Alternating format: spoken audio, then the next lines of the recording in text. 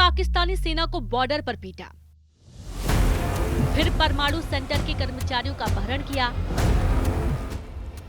और अब atom bomb लूट लेने की तालिबानी ने दी धमकी।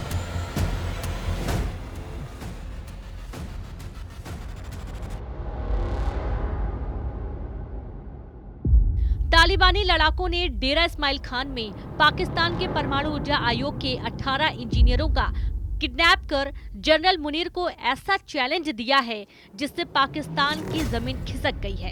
तहरीक तालिबान पाकिस्तान के खूंखार कमांडर पाकिस्तान के यूरेनियम पर डाका डाल चुके हैं। किडनैपिंग और यूरेनियम की लूट से तालिबानी फाइटर्स का जोश इस कदर हाई है कि इनका अगला मिशन एटम बम कब्जे का है। एक तरफ अफगानिस्तान बॉर्डर पर पाकिस्तानी सेना पर अंधाधुंध मार पड़ी है, दूसरी तरफ ईरान पाकिस्तानियों को अपनी जमीन पर दौड़ा दौड़ा कर मार रहा है और तीसरी मुसीबत अब एटम बम की रखवाली की आ गई है। पाकिस्तानी एक्सपर्ट मानते हैं कि 3 फ्रंट से आई मुसीबत हैंडल करने की ताकत फिलहाल न हुक्मरानों में है न सेना के पास।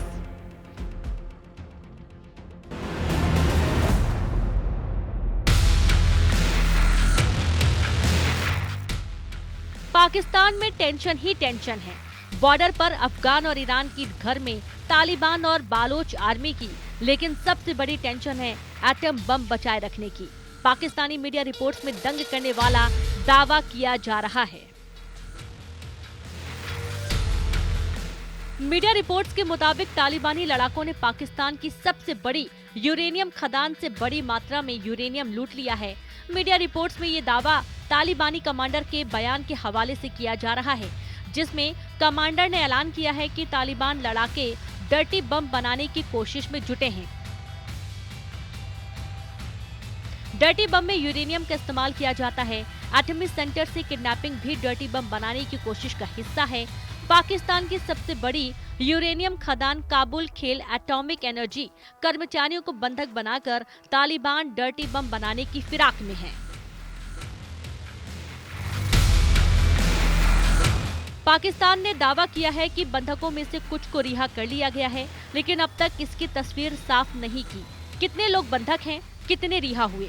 पाकिस्तान की पुलिस किडनैप लोगों को छुड़ाने के लिए जगह जगह सर्च ऑपरेशन चला रही है।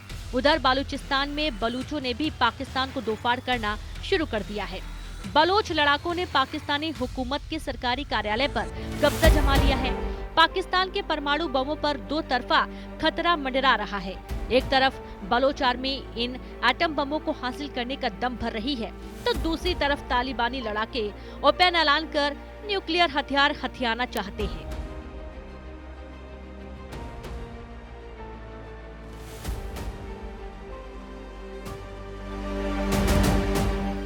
द एटॉमिक साइंटिस्ट की 2023 की पाकिस्तान न्यूक्लियर हैंडबुक के मुताबिक पाकिस्तान के पास करीब 170 परमाणु हथियारों का भंडार था, जिसके 2025 तक 200 एटम बम तक होने का अनुमान लगाया जाता है।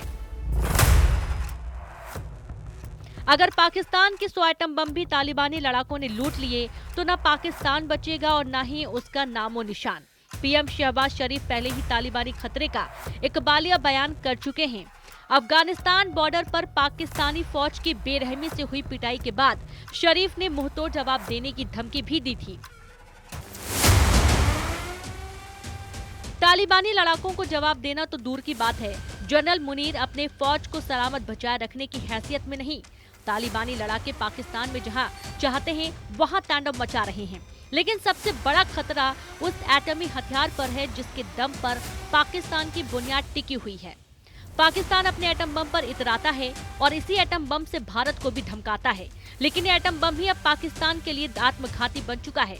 पाकिस्तान के तालिबानी फाइटर किसी भी कीमत पर एटमी हथियारों को हासिल करने में जुटे हैं। तालिबानी लड़ाकों के टारगेट पर पाकिस्तान का सबसे सीक्रेट न्यूक्लियर बेस है।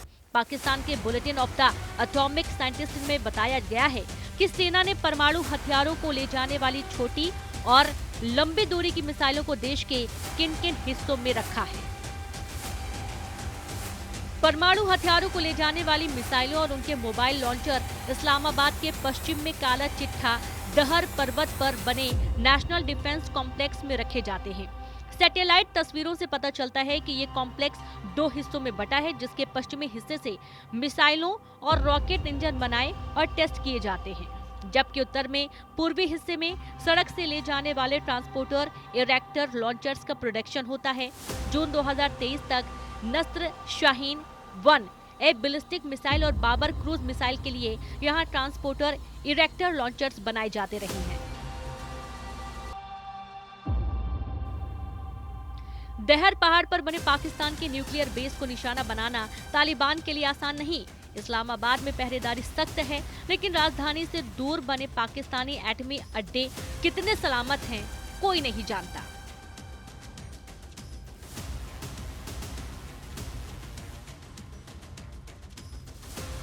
पाकिस्तान के 5 बड़े मिसाइल बेस की लोकेशन भी जानिए।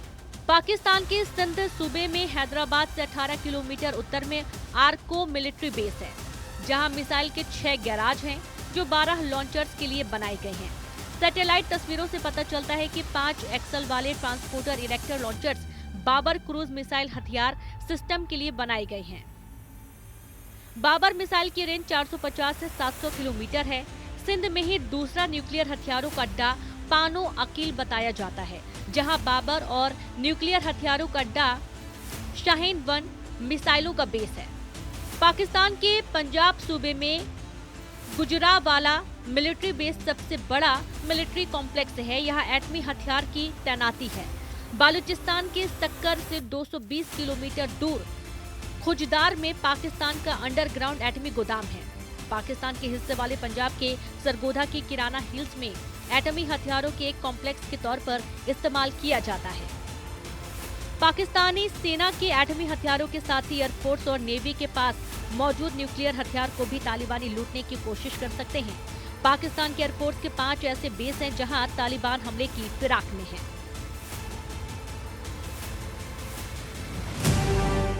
पाकिस्तान के एटमी हमले करने वाले जंगी जेटों की तैनाती पंजाब सूबे के अटक जिले के मिन्हास एयरफोर्स बेस पर है।